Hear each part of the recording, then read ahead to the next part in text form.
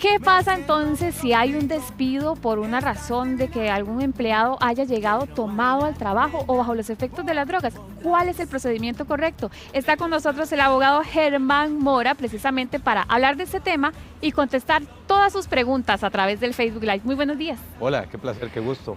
Han aumentado muchísimo los casos después de la pandemia del uso de drogas, es lo que reporta el IAFA. Pero ¿qué hace el patrono ante esta situación? ¿Qué dice la ley?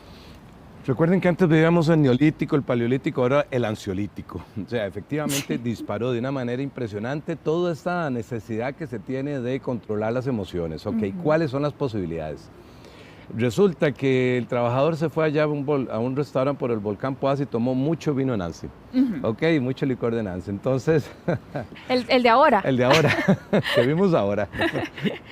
Entonces lo que ocurre es que él inclusive no solamente a lo mejor llega tarde, sino que se manifiesta errático.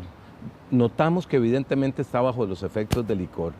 ¿Qué hace el patrono? Lo primero es una amonestación, un apercibimiento, lo percibe, que no se repite otra vez. Y si después de eso se vuelve a repetir, tiene la posibilidad, artículo 72 del Código de Trabajo, del despido, sin responsabilidad patronal. Ahora, pero se habla de un procedimiento en caso de que la gente sea alcohólica. Es decir, ¿qué pasa si la persona tiene una enfermedad de alcoholismo y lo hace de manera habitual, pero ya porque es una enfermedad, no porque se montó en la mica un día, sino porque es una enfermedad? ¿Cuál es el procedimiento en ese caso? Perfecto, buenísimo. Esto también tiene que ver mucho con la casuística, analizar cada caso, cada circunstancia. A veces son muy diferentes. ¿Y por qué decimos esto? Porque bueno, hay trabajadores de manera excepcional que tienen alcoholismo crónico, a lo mejor adicción crónica, y es aquella crónica, es aquella figura en la cual es irrefrenable, es decir, ya se considera una enfermedad. En este caso en particular, en algunas ocasiones excepcionales, no genera ningún impacto, por lo general es que esto provoca impacto. Bueno, nos ha dicho alguna jurisprudencia que el patrono tiene que proveer la posibilidad de ayudar en una curación, ¿ok? Pero tampoco tiene por qué cargar todo un trabajador problemático. Entonces podría ocurrir, depende del caso, que venga, en primer lugar, una amonestación igual y después un despido, pero tiene que tratar de ofrecer esa posibilidad de remedio, de solución. Para eso lo que se ocupa, y esto lo vamos a mencionar varias veces, es un protocolo o un manual de procedimientos o un reglamento dentro de la empresa que establezca este tipo de cosas. Muy bien, ahora ¿qué pasa con los test de drogas? Porque se habla mucho de que sí es prohibido, de que sí es permitido. ¿Realmente la empresa puede llegar y pedirle un test antidoping?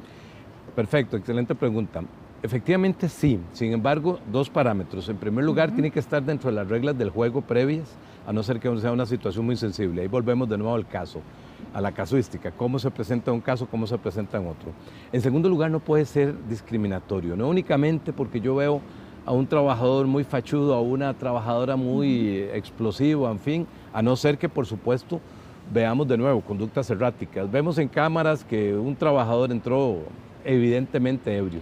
Ok, tengo toda la posibilidad de hacer un test para determinar sus niveles de alcohol en la sangre o si está sujeto a una drogadicción perfectamente, pero no podemos utilizarlo como un mecanismo discriminatorio. Ahora, hay aspectos en que supera aquel derecho que supuestamente pueda tener el trabajador por la constatación de la situación. Por ejemplo, ¿qué tal si no hacemos un test de esta naturaleza para ver el nivel de alcohol en la sangre de un trabajador cuando este es un chofer de bus, por ejemplo? Exacto. O un piloto de avión, todavía con mucho más seriedad. ¡Qué peligro! Claro. En ese caso se puede utilizar un alcoholímetro, ¿es permitido? Sí, sí, claro. Hay gente que lo usa, algunas empresas de buses. Claro, porque sobre todo es un instrumento, digámoslo así, amigable.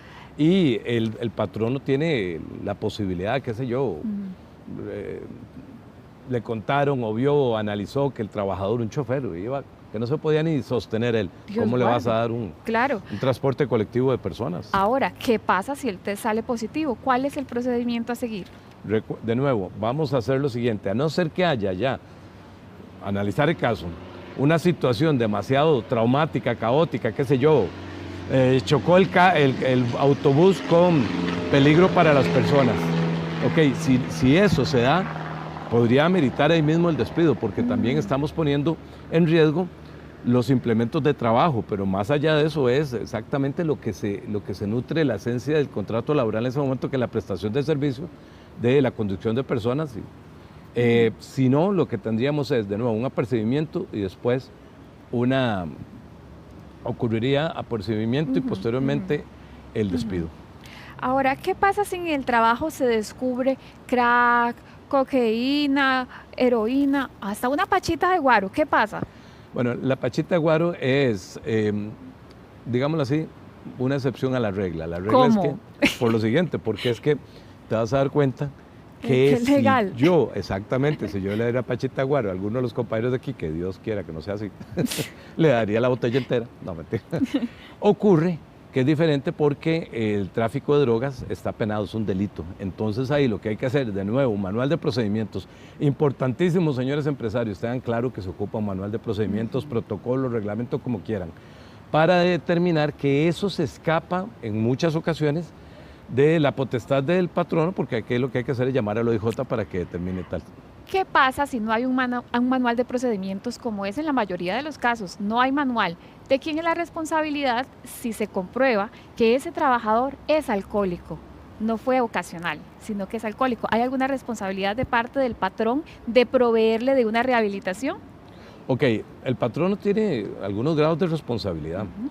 Y veamos, para ampliar un poquitito, los diferentes escenarios. Qué sé yo, las fiestas de la oficina. Okay. Si media alcohol, por ejemplo, no hay responsabilidad indemnizatoria del INSS, qué sé yo, riesgos del trabajo. Si estaban ebrios, el INSS las aseguradoras no aseguran eso.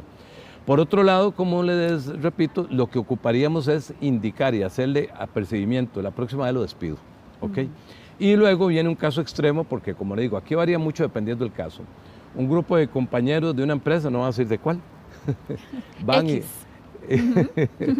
y deciden ir a festejar el triunfo de la selección de Argentina con el uniforme de la empresa. Ok, ahí hay un deber de cuidar la imagen, se llama deber y cuidado reputacional. Vea, Tania, lo que nos está preguntando. ¿Qué pasa si la persona trabaja en un bar? ¿Ya? Le encontraron ahí una pachita, pero trabaja en un bar. ¿Qué pasa? Ok, habría que ver, porque el hecho de que trabaje en un bar no le da la posibilidad de volcar el rótulo, ¿verdad? Pasarse al otro lado del mostrador. Y sinceramente ocurre mucho. Inclusive conocí un caso en el cual despidieron a un trabajador porque de manera habitual no solamente tomaba licor, sino que se llevaba hasta la comida de los camarones para los empleados, etc. Entonces, de ahí, eso por supuesto que no puede ser, porque además hay un tocamiento, una higiene, una manipulación de alimentos y demás, y se está llevando los recursos de la empresa. ¿Qué pasa si ya pasaron meses, ya le advirtieron al trabajador, bueno, a la próxima lo despido, pero lo sigue haciendo? ¿Cuál es el procedimiento a seguir para hacer un despido formal?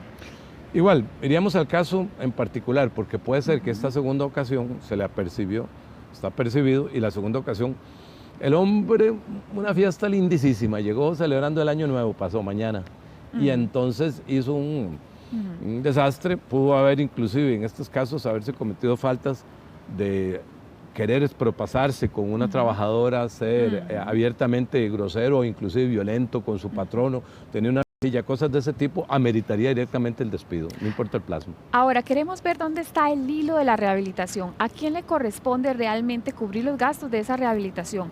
¿Al patrono o el trabajador? ¿En qué caso? Ok, en algunos casos, dependiendo igualmente, de nuevo, si es crónico, inclusive al Estado, en este caso, caso costarricense de Seguro Social, porque una patología crónica de esa naturaleza significa una enfermedad. Okay, la persona tiene una enfermedad y así se trata, y así efectivamente se trata en algunas cosas, inclusive no solo en el IAFA, sino hasta a veces en el Hospital Nacional Psiquiátrico. Pero el principal responsable es el que padece la enfermedad, que es el trabajador. Muy bien. Muchas gracias por sus respuestas, muy amable. A sus órdenes, un gran gusto verla. Igualmente. Muy bien.